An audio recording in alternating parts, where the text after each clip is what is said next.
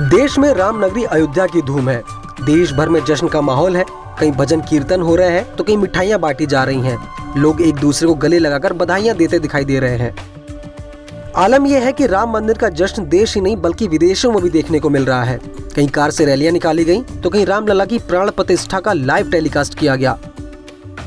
इन सब के बीच एक देश ऐसा भी है जो राम मंदिर के बनने और रामलला के विराजमान होने से बिलबिलाता दिखाई दिया, और वो देश है पाकिस्तान। जहां पाकिस्तान का मीडिया राम मंदिर को लेकर बौखलाया नजर आया तो वहीं पाकिस्तान की जनता अपने ही देश को कोसने लगी। दरअसल पाकिस्तान के मशहूर यूट्यूबर सुहेल चौधरी राम मंदिर के उद्घाटन से पहले जनता के बीच पहुंचे और सवाल पूछे। उन्होंने लोगों से भारत में तैयार हुए राम मंदिर के बारे में बात की, साथ ही भारत की तरक्की को लेकर भी सवाल जवाब किए। इसे लेकर जनता ने जो जवाब दिए वो पाकिस्तान की सरकार को बिल्कुल भी अच्छे नहीं लगेंगे। पाकिस्तानी यूट्यूबर ने राम मंदिर का पक्ष लेते हुए पूछा कि भारत ने सिर्फ मंदिर बनाने में सफलता हासिल नहीं की, बल्कि उन्होंने इसको बनाने के लिए तकनीक का गजब इस्तेमाल किया है। उन्होंने मंदिर को बनाने के लिए लोहे तक का इस्तेमाल नहीं किया है। इसके अलावा भारत का दावा है कि मंदिर को अगले 1000 सालों तक कोई भी नुकसान नहीं होने वाला है।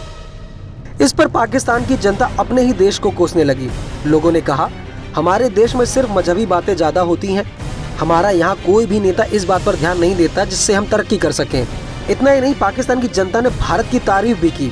उन्होंने कहा, भारत में बेहतरीन लॉ एंड ऑर्डर देखने को मिलता है, लेकिन पाकिस्तान में लॉ एंड ऑर्डर का नामो निशान तक नहीं दिखता। वहीं एक शख्स ने कहा, टेक्नोलॉजी में आगे पाकिस्तान भी जा सकता है, लेकिन हम कभी भी अपने बनाए नियमों को नहीं मानते। पाकिस्तान को कहाँ जाना है, देश के टॉप लीडर्स को ये तक नहीं पता है।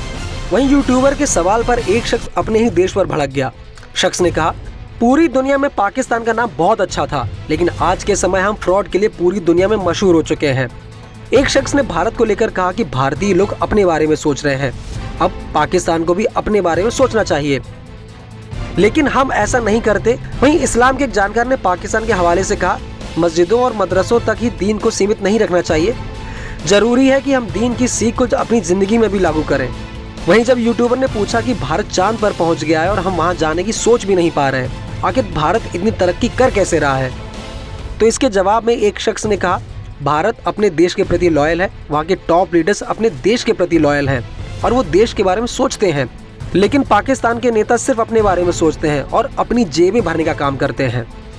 पाकिस्तानी मीडिया की बात करें तो राम मंदिर के उद्घाटन को लेकर उसकी खींच साफ दिखाई दी।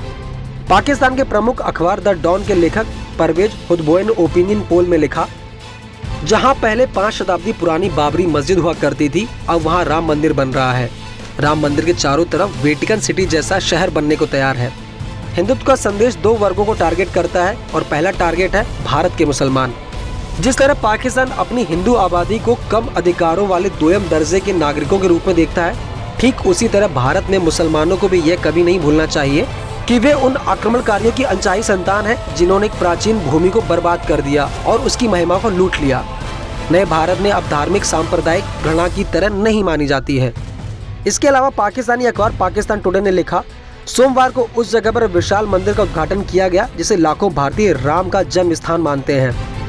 मोदी की हिंदू राष्ट्रवादी भारतीय जनता पार्टी ने मंदिर निर्माण का वादा किया था और यह उनके लिए हमेशा से एक राजनीतिक मुद्दा रहा है, जिसे पार्टी को सत्ता में आने और यहाँ बने रहने में मदद की है। समारोह को मई में होने वाले आम चुनावों के लिए पीएम मोदी की चुनावी अभियान की आभासी शुरुआत के रूप में देखा जा रहा है। इस खबर को लेकर आपका क्या कहना है, हमें कमेंट करके जरूर बताएं और ऐसी ही खबरों के लिए बने रहिए न्यूज़ 18 इंडिया ओरिजिनल्स के साथ।